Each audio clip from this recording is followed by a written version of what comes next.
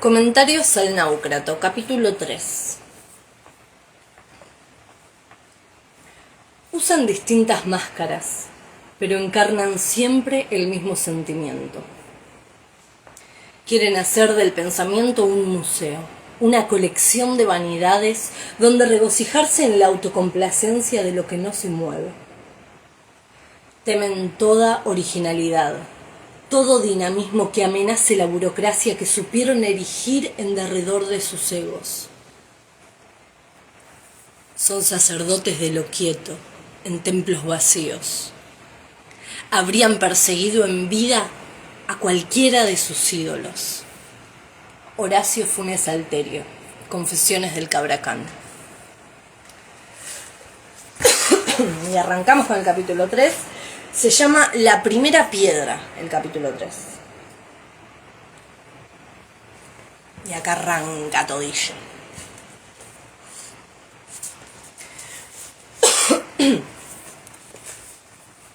Avíseme si se escucha bajito, Pedro era becario del CONICET y daba clases de filosofía y letras en la UBA.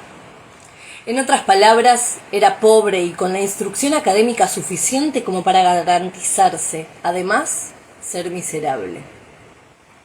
Me pidió que mantuviera en reserva su apellido, cosa que hasta hoy no comprendo, pero sigo respetando. Gozaba de notoriedad entre los buscadores, y encontrarlo había sido sencillo. Debía promediar los 50 años. ¿Por qué no querría que su nombre apareciera en mis columnas? Me inquietaba pensarlo. Sospechaba que lo que yo escribía no le gustaba. ¿Le parecía herética mi búsqueda? ¿Le parecería herética mi búsqueda? Quizás era mi tono, quizás era la notoria curiosidad con que elaboraba mis preguntas, o la malicia implícita en algunas de mis descripciones. Temí que me percibiese como morboso, una suerte de arqueólogo pedante que despreciaba su propia búsqueda y obtenía algún tipo de goce burlándose de sus hallazgos. Sobre todo, temí que esto atentase en forma directa contra mi escritura. Si Pedro, indudable figura saliente entre los buscadores que sobrevivían en el siglo XXI, era reacio a colaborar conmigo, exponiéndose en el proceso de la entrevista, ¿cuánto tardaría el resto en levantar sus propias barreras e inhibiciones? ¿Cuánto podía quedarle a estas entregas apenas iniciadas si los buscadores mismos trataban de no ser observados? Sentía que me rodearían cual glóbulos blancos a un agente patógeno y no habrían estado equivocados. En ese entonces, yo estaba todavía muy lejos de creer. ¿Me avisas si se escucha desde acá? El término náucrato tiene entonces cierto grado de polisemia, continuó Pedro, y me di cuenta que me había perdido en mis propios pensamientos. Llevaba ya un buen rato en su casa, que era lo más parecido a una cueva que había visto. Un monoambiente aún más pequeño del que alquilaba yo, sin luz natural y tan repleto de cosas que me resultaba difícil concentrarme en algo que no fuera decodificar la miríada de objetos que nos rodeaban. Todo estaba lleno de libros, del piso al techo. El mobiliario consistía en libros. Las paredes parecían también ser de libros. Más que una casa, parecía un campo de batalla perdida, en el que el hombre había sido completamente desplazado por la palabra impresa. Pedro sobrevivía asediado por las palabras. En algún sentido, yo también lo estaba. La reciente viralización de mis textos me había expuesto al, para mí, novedoso fenómeno del juicio ajeno. No podía dejar de pensar pretendiendo contar. No podía dejar de preocuparme por lo que tendría para decir a la hora de escribir lo que fuera que estuviera viviendo. ¿Por qué me había pedido que no usara su apellido? Si los buscadores me consideraban persona non grata, sería imposible seguir escribiendo sobre ellos. Me vería obligado a abandonar el tema, el único que mi director me había pedido que siguiera tras muchos años de intrascendencia y silencio de su parte. Si dejaba de escribir sobre los buscadores y el náucrato, ¿podía despedirme?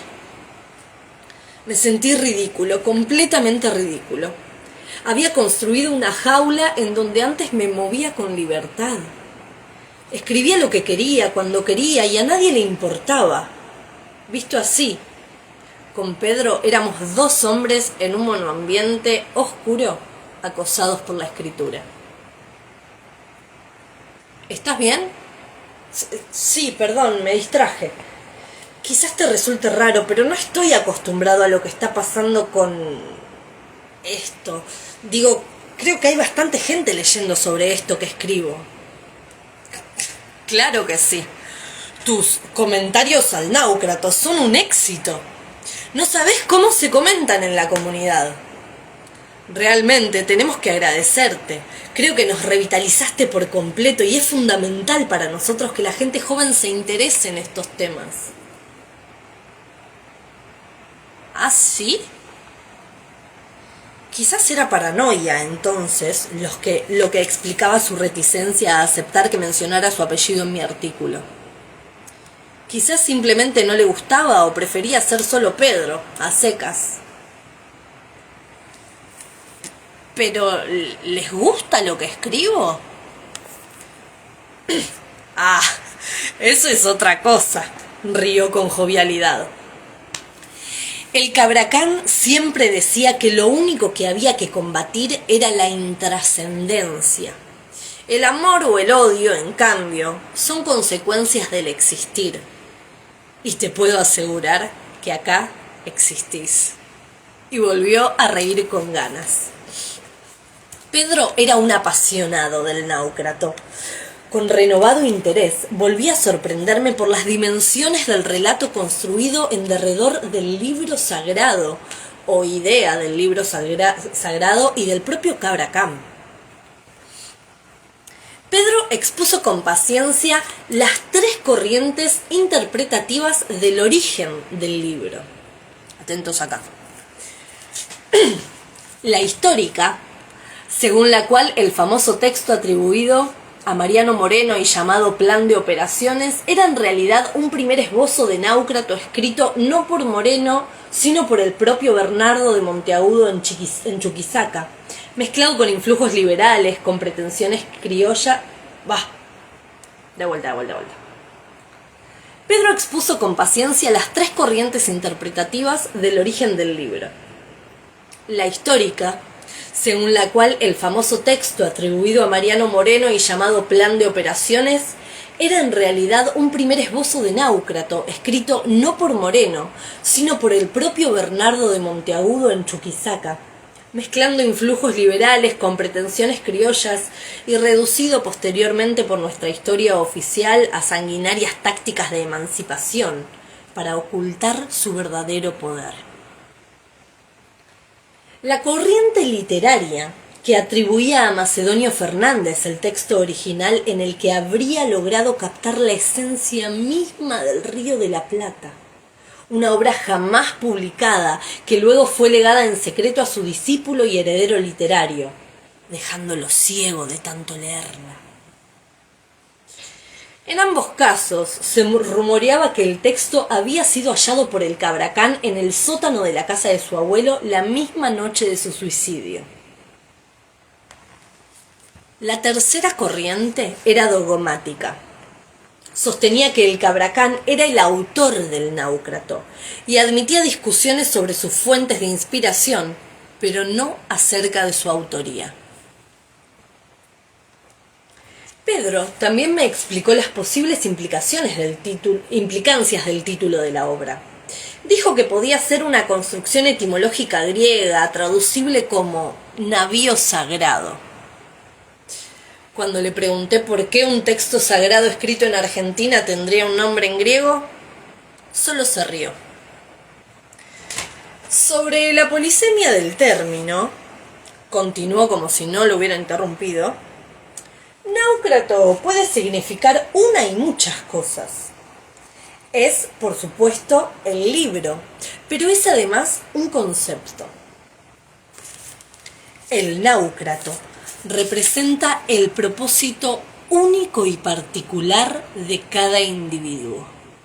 Desde la concepción de un buscador, como yo, el objetivo de la vida es construirse a uno mismo un alma, y esta búsqueda en sí misma es el náucrato. ¿El náucrato es el camino entonces?, pregunté. Pedro volvió a reírse. Si lo decís así, suena a autoayuda.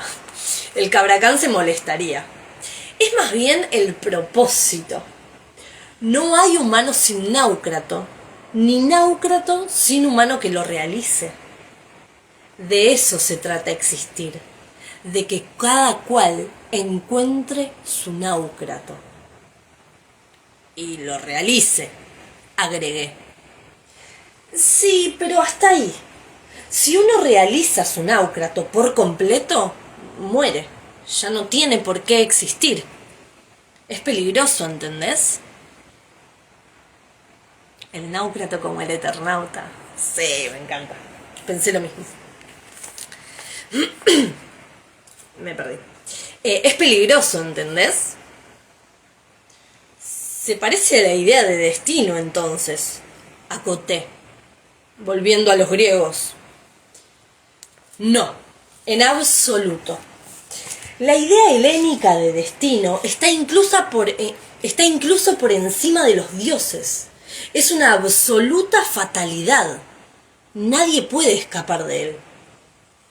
El náucrato, como toda tradición criolla, es flexible. Debe ser descubierto y también puede ser ignorado. Nuestra tradición contempla hacerse el boludo con el propio destino. Me consta que el Cabracán vivió escapando del suyo.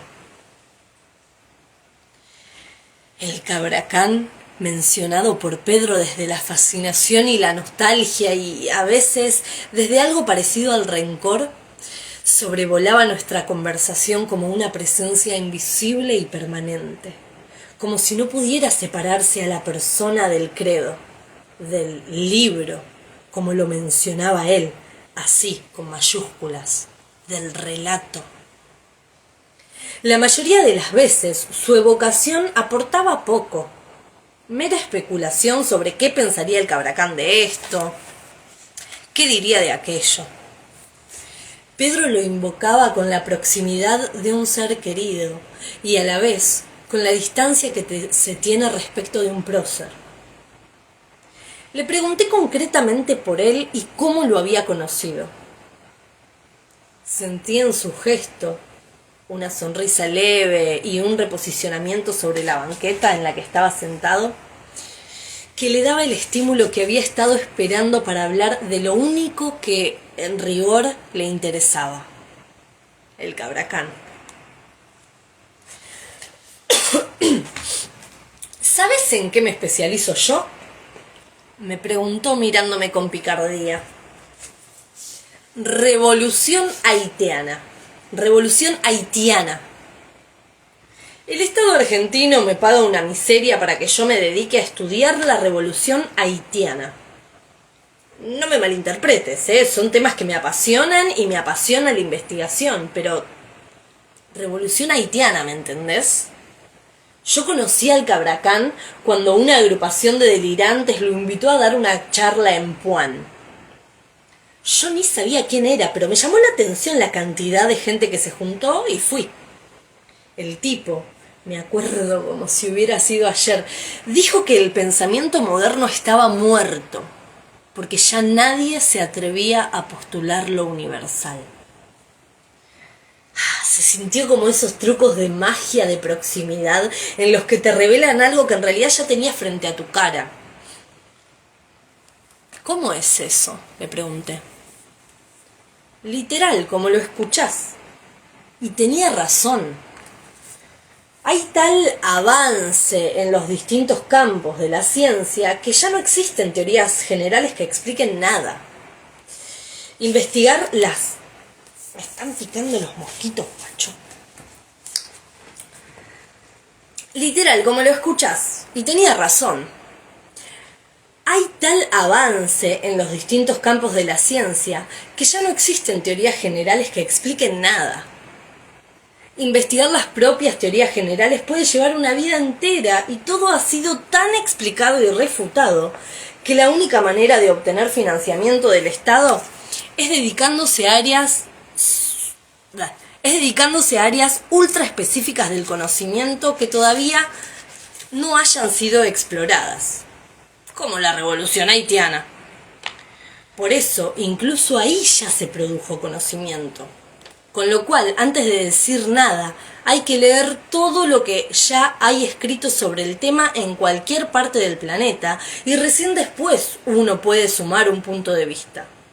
Siempre y cuando esté debidamente fundamentado y...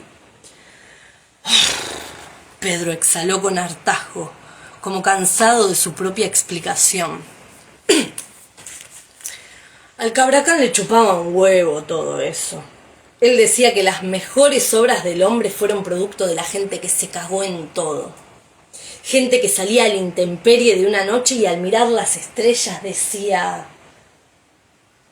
me parece que todo esto funciona al revés. Escuchar algo así, después de años de carrera, es de mínima liberador. Digo más, es entretenido. El Cabracán hablaba de los sacerdotes de lo quieto, de los burócratas que crecen como moho en derredor de cada cosa que valió la pena en la historia de la humanidad. En mi caso, no podía dejar de pensar en la burocracia académica, llena de resentidos dedicados a patear la escalera de cualquiera que pretendiera subir a sus reservadas alturas. Personas que escalaron y alcanzaron con dedicación la cima del sistema, siguiendo una pelota de imposiciones que fueron obligados a respetar y decididos a hacer padecer lo mismo a quienes vinieran después de ellos. El Cabracán solía... Estoy leyendo como el orto, perdón. El Cabracán solía decir que todo experto en Spinoza no toleraría 2 minutos de una Spinoza de carne y hueso, porque la característica del genio es romper con lo dado y parir un mundo nuevo. Lo estudian porque está muerto y lo veneran solo porque lo amordazaron hasta inmovilizarlo, decía. Si Spinoza pudiera responderles, contradecirse o cambiar de opinión, se verían enfrentados a la aterradora tarea de pensar por sí mismos. Lindo, acoté. Notarás que es aplicable a todas las áreas. Una invitación a sacudir las cosas. El Cabracán era un agitador, sí, pero no solamente eso. Yo imagino lo que estás pensando cuando te hablo de un libro con un título en griego que puede haber sido escrito tanto por un prócer como por un desconocido, sin poder ofrecerte ni tener nada remotamente parecido a una prueba que corrobore lo que te digo. Créeme que quizás me veo raro, pero no soy un boludo. El efecto fue eficaz, me sentí descubierto. Pedro había dejado en evidencia mi escepticismo y la propia pregunta que yo no había hecho. ¿Por qué un becario del CONICET de mediana edad perdía una cantidad de tiempo y energía considerables en algo que solo podía ser una joda? A lo sumo una broma elaborada, con su cuota legítima de arte, sí, pero nada más. Al fin y al cabo que pongamos un hobby. Es como el signo de Aries o el loco en el tarot, romper con lo anterior y parir a un mundo nuevo, recontra. Después de leer esto les voy a leer las marcas que hice y los comentarios que me fui haciendo, y sí hablo de cartas de tarot ahí, bien ahí. Bueno, sigo. Expuesto y en la intemperie de mi propia vergüenza, solo llegué a preguntar sin tanta cohesión o sentido, ¿por qué? Si Pedro me hubiera preguntado a su vez ¿por qué? No hubiera podido responderle. Afortunadamente, él me interpretó mi escueto interrogante y a qué me refería. ¿Por qué todo esto? ¿Qué ganaba con aquello, con reunirse, con dar conferencias, con integrar una suerte de culto acéfalo? Quise saber dónde estaba ahora el Cabracán. ¿Por qué él, Pedro, había aceptado reunirse conmigo preservando su identidad? ¿Por qué me contaba su encuentro con alguien que alguna vez había sido conocido? ¿Por qué citaba fragmentos de un libro, así con mayúscula, de existencia dudosa? ¿Por qué afirmaba haberlo visto? ¿Por qué? En fin, todo eso le importaba. ¿Por qué?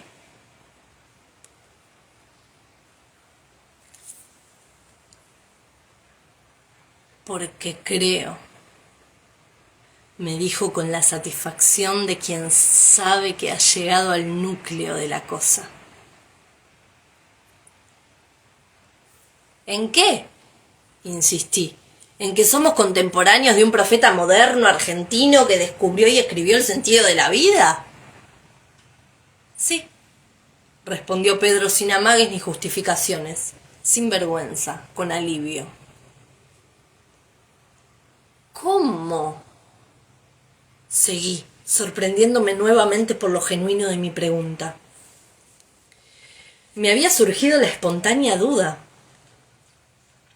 ¿Cómo un docente de filosofía y letras, experto en la revolución haitiana y becario del CONICET, había llegado a creer en el Cabracán? No podía sacudirme la sensación de estar siendo parte de un despliegue performático, cautivador, pero no por eso menos falso. Te voy a mostrar algo, me anunció. Se incorporó casi para volver a agacharse a centímetros de donde había estado sentado. Lo vi revolver los libros que nos rodeaban con paciencia, lo que reacomodó el ambiente, como si pudiera reconfigurar su pequeño departamento modificando los bloques de libros que lo conformaban, armándolo y desarmándolo a cada vez. Acá está. Tomá, me anunció. No, perdón. Acá está. Tomá. Llévate estos. Le pregunté qué eran mientras me los entregaba. 2 libros del mismo autor. Horacio Funes Alterio.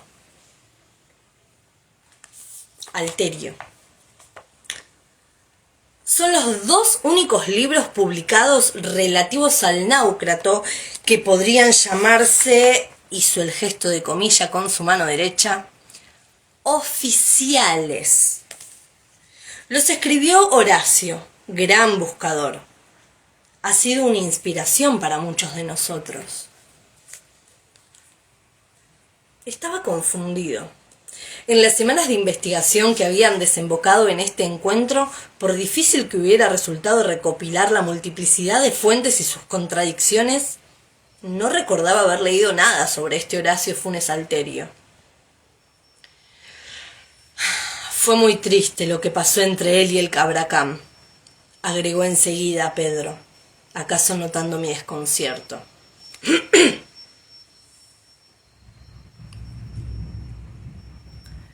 Estoy escuchando un pi, no sé si se escucha. Bueno. Y ya decidido a poner toda la carne en el asador, dijo, el Cabracán lo acusó de malinterpretar el náucrato, lo tildó de hereje y declaró que sus libros pervertían el mensaje central de nuestra búsqueda. Fue un momento raro para todos. Noté desolación en el tono de Pedro y sospeché motivos bastante más terrenales detrás del fastidio del Cabracán con el autor de los libros que ahora tenía en las manos. Voy a leer de vuelta esa parte, pues se me antoja. Noté desolación en el tono de Pedro y sospeché motivos bastante más terrenales detrás del fastidio del Cabracán con el autor de los libros que ahora tenía en las manos. 2 volúmenes de tapas blandas, bastante gastados y en apariencia de una misma editorial, que yo desconocía. Daban la impresión de haber sido impresos hacía mucho tiempo en esas tiradas más de campañas de promoción pagas por grupos con ansias de difundir sus ideas que de haber sido un fenómeno de ventas. Genial. El hecho de que él los conservase, incluso a pesar de la aparente caída en desgracia intracomunitaria del autor, les confería algo de profano que me daba curiosidad. Le acepté con efusividad el préstamo y me paré para despedirme, satisfecho y agradecido por su hospitalidad.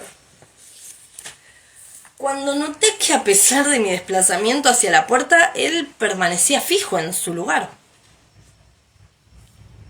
Una cosa más, atinó a decir. Creo que deberías hablar con mi ex. ¿Tu ex? Pregunté con sorpresa. Sí. Pedro parecía incómodo. Honestamente, no iba a decirte nada, viste cómo son las cosas con una expareja. No sé si terminamos muy bien y prefiero no saber en qué anda ni comprometerla en estas cosas que no quiere hacer. Es que... Esperé mientras Pedro se rascaba la cabeza. Bueno, en definitiva, creo que ella te puede dar otra perspectiva. Pensando en tu investigación, me parece que sería lo más idóneo.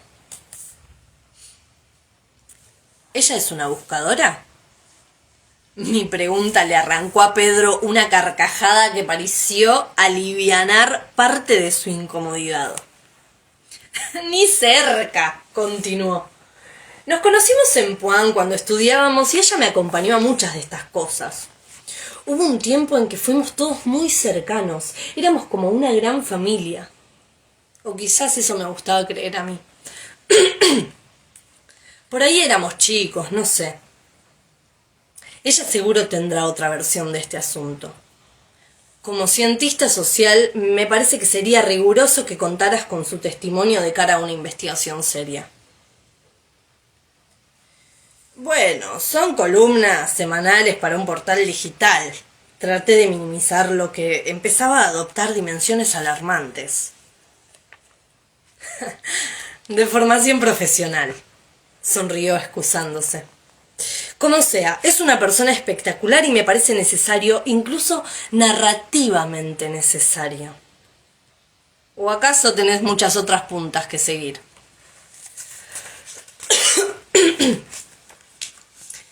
Asentí. Agradecí su tiempo y me fui de su pequeño departamento con el teléfono de Claudia, su ex, agendado en mi celular. Los libros sobre el náucrato excomulgados por el propio Cabracán entre las manos, junto al corazón. Hermoso. Ahí terminó el capítulo 3.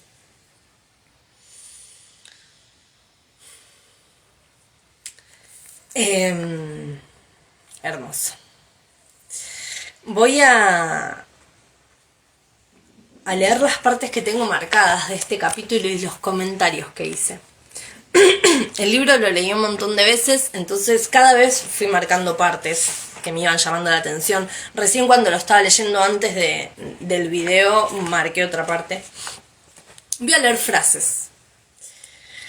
El término náucrato tiene entonces cierto grado de polisemia.